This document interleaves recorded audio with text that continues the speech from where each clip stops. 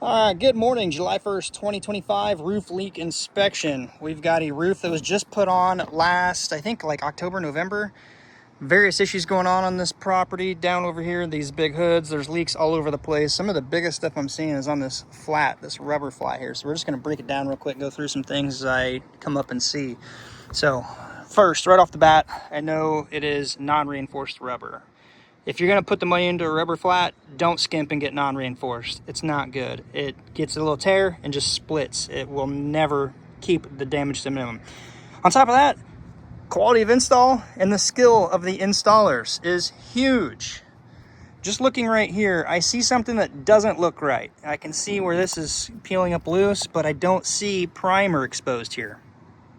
If you do this right, you should have, anytime you have rubber flashing, seam tape, cover tape, whatever you want to call it, the various materials. So seam tape would be in between two pieces of rubber. So like, for example, this is bonded. You typically get non-reinforced rolls like this. But if this was a pass, factory edge of rubber roll, whether it's reinforced or not, and your next pass comes on top of it where two rubber flaps lap, preferably from the high side to the low side, you need to clean, you need to prime, and you need to put seam tape in between the two and then press it and roll it.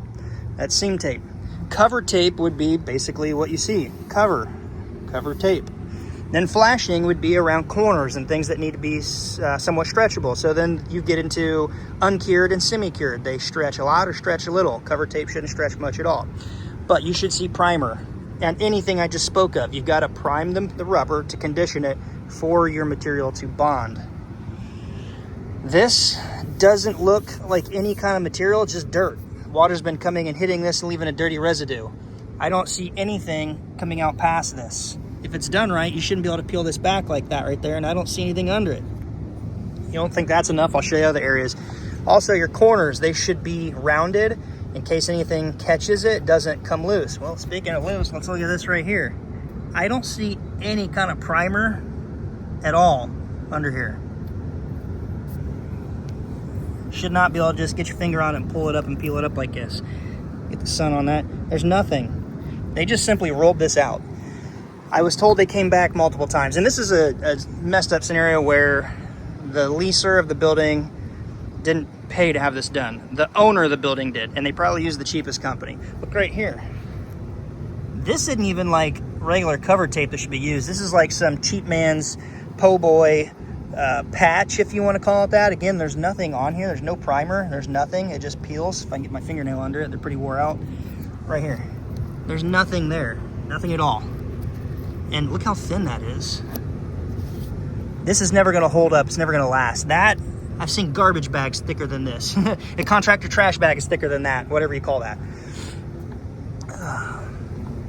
Nothing has been cut.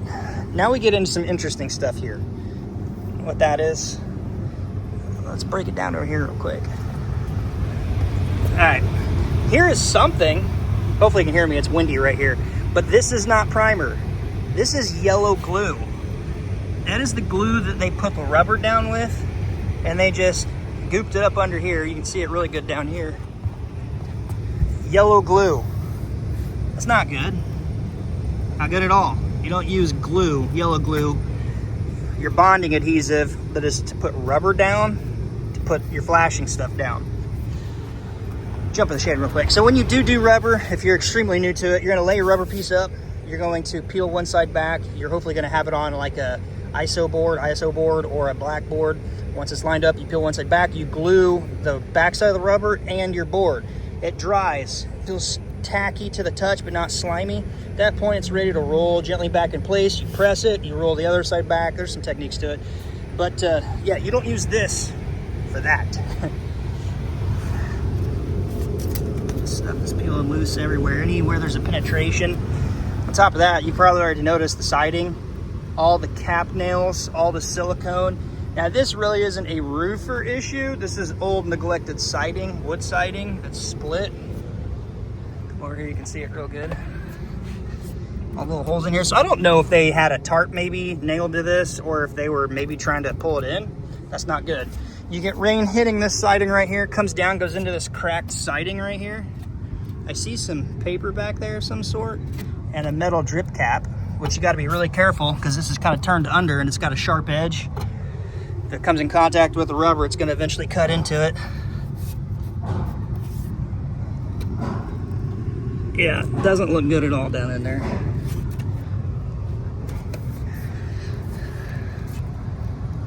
Got some really loose gable edge shingles here. It's an IKO Dynasty. You can see the Dynasty fabric right there. Let's go around this other side real quick. I got to crouch down here.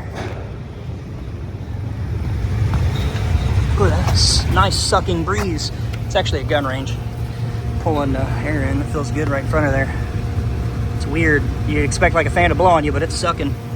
So this is actually like a Carnac, Gacko, something like that, silicone wash to put on, but I mean, it's not going to do a bit of good when you got a piece of rubber peeled loose like that. You got more of this just stuck on it. This is probably from the second guy they sent back to fix the first issue. They did part of this, not all of it. Here is a patch that is put in. Nothing, that's all old, and then the new part over there. I can feel a lap right here, so this is totally done wrong. Like if you peeled this loose, which it looks like it's already starting to, hopefully you can just see this right here. This is higher than that side. You rub, push and rub, it hits a bump right there. This piece is on top of this rubber, and then they covered it. And they never covered, primed it or anything like that. And then their second guy to come back to fix the leaks just sticks this like little stuff on, or silicone, which is not gonna do anything. It's peeling loose. You get right up under that.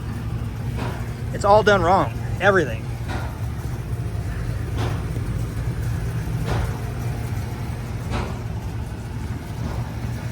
The condensate coming down right here. We got going on here. More square patches over a button. Hello. It's not good. This isn't gonna. There's no primer whatsoever on this.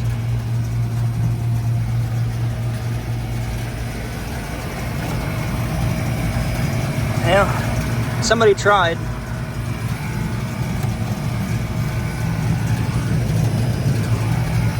The siding's got to be addressed. Man, it's soft and wet under this.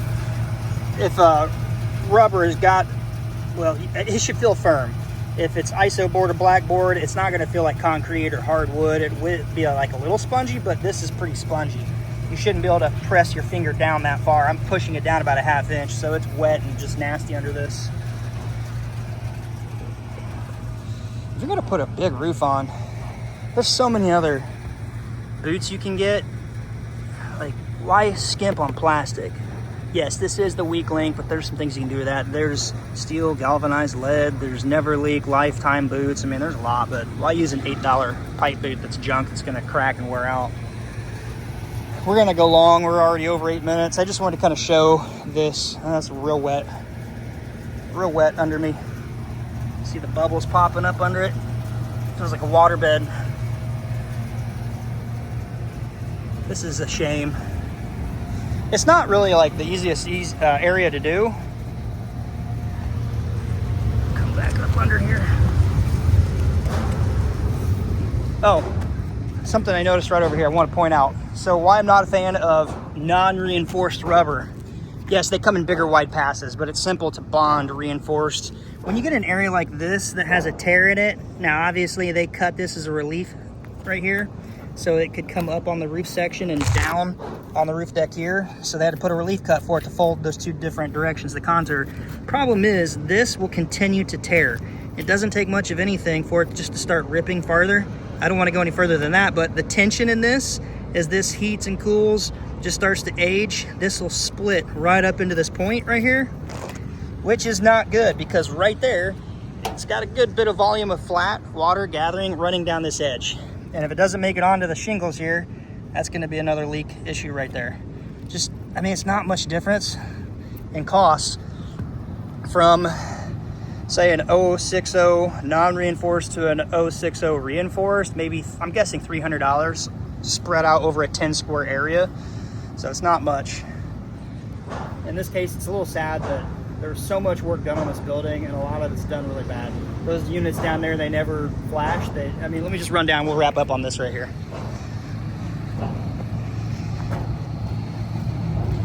So these units, it's a big one, all right? Typically you find something like this, not even this big, on schools, restaurants where they're pulling out the grease. In this case, it's the fumes from the shooting range. But down in here, it's really easy to bend a large piece of flashing with a brake and extend out past the corners, come up under this real thick, rigid aluminum corner right here, seal under your metal, let that water kick out. What they do, they just roof it. They're relying on caulking that is sealing this all the way down, which is never gonna hold, and it's on the back side of the flange, which on these, they're typically not very big. They probably go 4 to 6 inches up max. Then they didn't flash anything down on the bottom sides, which, yeah, the old timers, they used to do this. But, I mean, there's so many other things you can do. Well, maybe not so many other, but here's the edge of the flange. You're talking 3 inches at best. It's just not good. Yeah, let's put a nail right where the water splits around the back, runs down the side, and hits a high traffic area right here with just a little bit of this tar covering it over time, because it's already raised up. That's gonna start leaking in.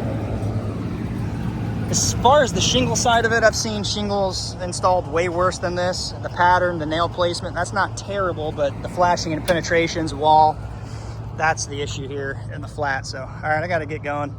If you're new to the channel, my name is Brian. I share what I do here for you guys. So whether you're a DIY or contractor, foreman, project manager, it doesn't matter. Trying to figure out how to do it all on your own. Check out the channel. I've got a lot of content out there.